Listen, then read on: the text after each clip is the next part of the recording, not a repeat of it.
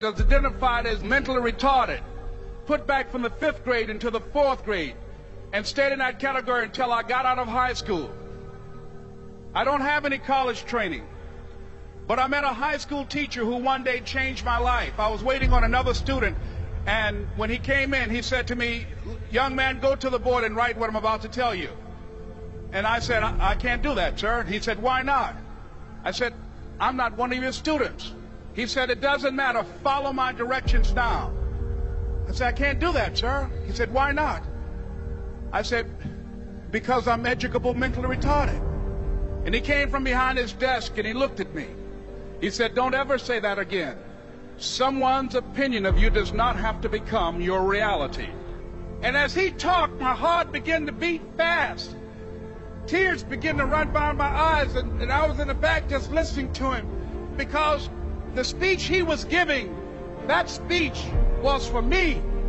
And he said, "Les Brown," he said, "if you want to do anything worthwhile in life, you've got to be hungry."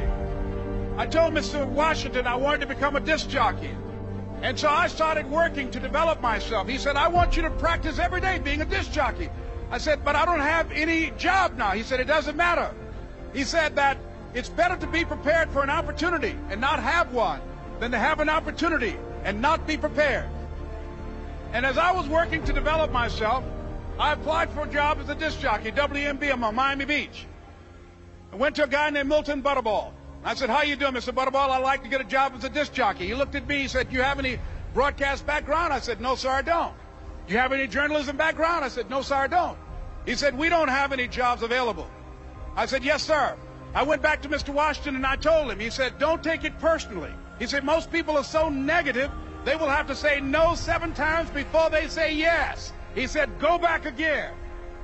So I went back again. I said, "How you doing, Mr. Butterball? My name is Les Brown." He said, "I know what your name is. What do you want?" I said, "I'd like to know whether or not you have any jobs at disc jockey, sir." He said, "Didn't I just tell you yesterday we didn't have any jobs?" I said, "Yes, sir, but I know whether or not somebody got laid off or somebody was fired, sir." He said, "No one was laid off or fired. Now get on out of here." I came back the next day like I was seeing him for the first time. I said, "Hello, Mr. Butterball, how are you?" He looked at me with rage. He said, "Go get me some coffee." I said, "Yes, sir." And I went to get him some coffee. After a while, I would get their lunch and dinner, and I would go in the control rooms and take the disc jockeys their food, and I would not leave until they would ask me to leave. One Saturday afternoon, while I was at the radio station, a guy named Rock was drinking while he was on the air. I was the only one there, looking at him through the control room windows, walking back and forth, young, ready, and hungry. Pretty soon the phone rang, and it was the general manager. And I answered the phone. I said, "Hello?" He said, "Les, this is Mr. Klein." I said, "I know."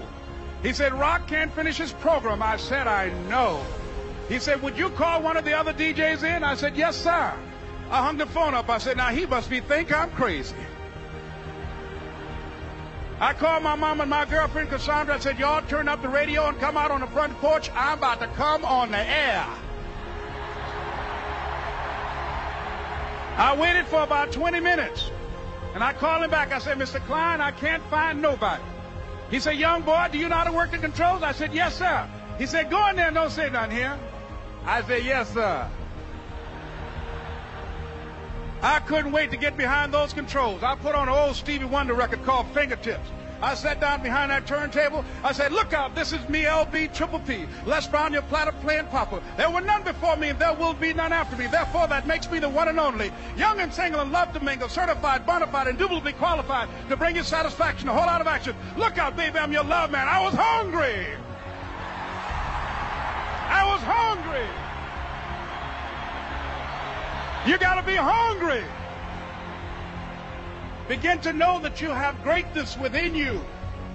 And if just one of you here begin to envision yourselves as being blessed and highly favored to reach your goals, if just one of you capture the essence of what that means, that you have greatness within you and a responsibility to manifest that greatness, that you can make your parents proud, you can make your school proud, you can touch millions of people's lives And the world will never be the same again because you came this way. It was hard, ladies and gentlemen, coming to speak to people. And I was facing financial difficulties in my own life. I was behind on my bills and my dreams, and I'm saying to them, you can live your dream. It was hard, ladies and gentlemen. It was very difficult to pick myself up each day believing that I could do it. There were times that I doubted myself. I used to ask myself, can I do this? And something said within me, you're the one. Don't give up on your dream.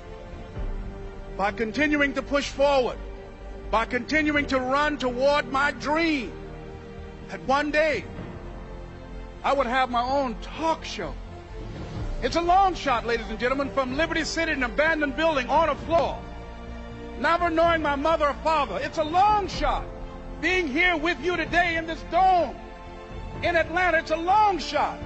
No college training, labeled educable, mentally retarded, but I kept running toward my dream. Don't stop. Don't stop running toward your dream.